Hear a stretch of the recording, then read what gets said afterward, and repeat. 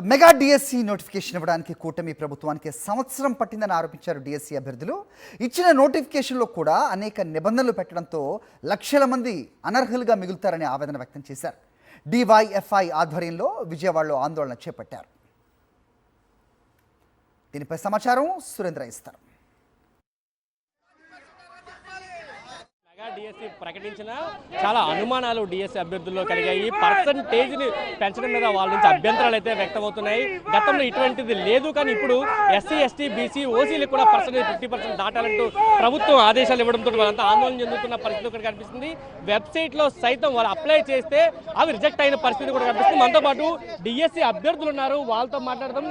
అసలు ఏం జరుగుతుంది? ఇప్పుడు 40% 45% ఖచ్చితంగా రావాలంటూ ప్రభుత్వం నిబంధనలు విధించింది. గతంలో ఈ నిబంధన కూడా లేదు. ఇప్పుడు మీరు అప్లై చేశారా? ఎటువంటి ఆప్షన్స్ దానిలో చూపిస్తున్నాయి సార్? ఖచ్చితంగా ఇప్పుడు అంటే 2011 పూర్వం ఇట్లాంటి వికలాంగులు ఇక్కడ 2011 పూర్వము కనీస అర్హతతో కూడా డిఈడి బిఈడి ట్రైనింగ్ చేయించుకున్నారు. ఇటువంటి వికలాంగులు కానీ మేము కానీ physical handicapped BC SC ST welfare అందరూ కూడా కానీ మేము కనీస అర్హతతో బిఈడి డిఈడి చేసినాము. దాని తర్వాత 40% అంటున్నారు.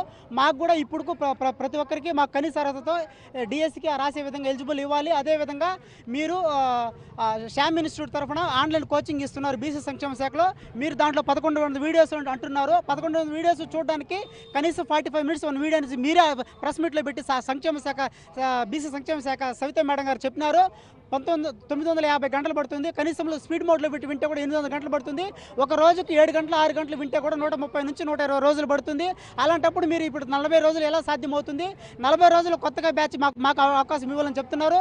మీరు ఎప్పుడు డిఎస్ ఇచ్చినా 90 రోజులు అవకాశం ఇస్తామని మీరు చెప్పినారు.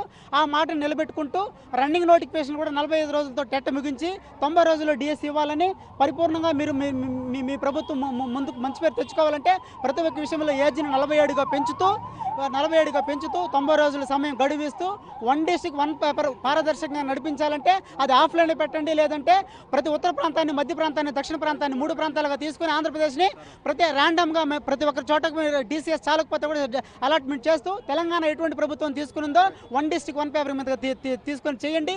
90 రోజులు గడువు ఇవ్వండి. 47 సంవత్సరాల వయసు గడువు ఇవ్వండి. అదే విధంగా అదే 40% కుదించండి. ఇటువంటి వికలాంగులు అప్పుడు డైట్ బీఈడి చేయించినారు కాబట్టి వీళ్ళు కూడా కనీస పాస్ అర్హతతో మీరు ఆ రోజు డైట్ ట్రైనింగ్ చేయించారు కాబట్టి వాళ్ళు కూడా డిఎస్లో అర్హత ఇచ్చి ప్రతి ఒక్కరికి అబ్జెక్షన్ లేకుండా సామరస్యంగా ముందుకు నడిపించి మీకు ఎప్పుడైతే పోస్టులు ఇప్పిస్తారు, ఇప్పుడు పోస్ట్ ఎగ్జామ్ పెట్టినంత మొదలు వెంటనే ఇస్తారా కిరణ్ కుమార్ రెడ్డి లాగా? చెప్పండి.